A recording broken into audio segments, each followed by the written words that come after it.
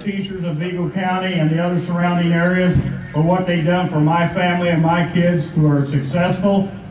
I think it's a shame, it's a dishonor by our legislators, some of them, who have turned their back on public education, turned their back on organized labor, turned their back on the middle class, and we have to do the right thing and get these clowns out of office. I think that the teachers have done an outstanding job. I asked a teacher one day if my son was going to be successful in college.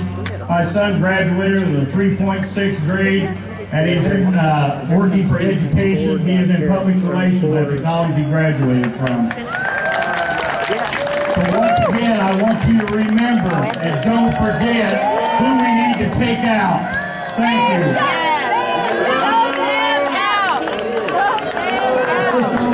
Doug Martin. Doug Martin's going to speak to us. Hey, say vote them out right back.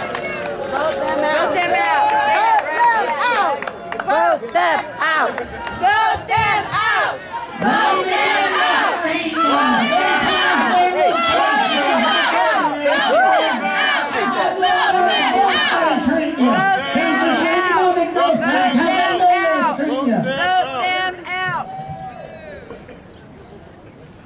All right, I want to give a shout out to a real American and a real Hoosier, Mr. Tim Skinner.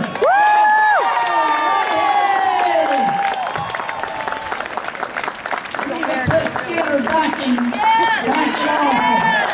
We need to organize. We need to get ready. We need Skinner back in Indianapolis. If you haven't heard of it, I wrote a book called Hoosier School Heist. It's about corruption, scandals involved in all this that's going on. So-called school reform focuses on Indiana, but deals, you'd be surprised how many people don't live in Indiana who are behind this. Right. I'm going to tell one story and I'm going to leave because I know everybody's tired. I was sitting in Indianapolis one day at a Southeast Educational Task Force meeting with the so-called attuned people of the community. And I was speaking to them about my book. People from the library, various nonprofits, and I told a story about, I said, listen, you have a Gulen charter school in your backyard. And I started explaining that this group is the leading charter school operator in America. It has something like 180 schools probably at this point in various states. What they do is, it's a religious cult. Yes.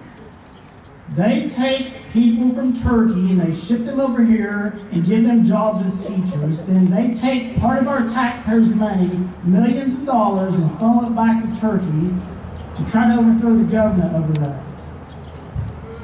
So these people are looking at me, they looked at me like this one lady from the Indianapolis Public Library, which finally bought some copies of my book after a year or so. She looked at me like I was some kind of nut.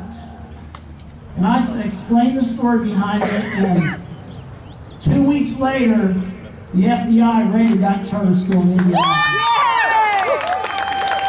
And the FBI has a copy of my book, and they sent me a few emails. One more thing. I have a song that you can listen to on Google. It's called When I Step Was a Famous Dance. There's too many people making a lot of money off of these standardized tests. Yes. And they're set up to make schools look like they're filling so they can get rid of real teachers and put temporary teachers in place. They can close schools down and hand them over to their campaign donors, as Tony Bennett and Mitch Daniels did. It's right here. One of Jim Bush days. So it's about time that once again we make I-Step a famous dance. Yeah. Thank you.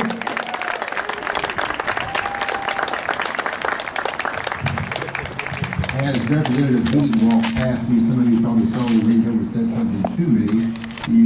Are you interested in what he said? Yes. He said, Paul, this is pathetic. I think we're getting to him a little bit.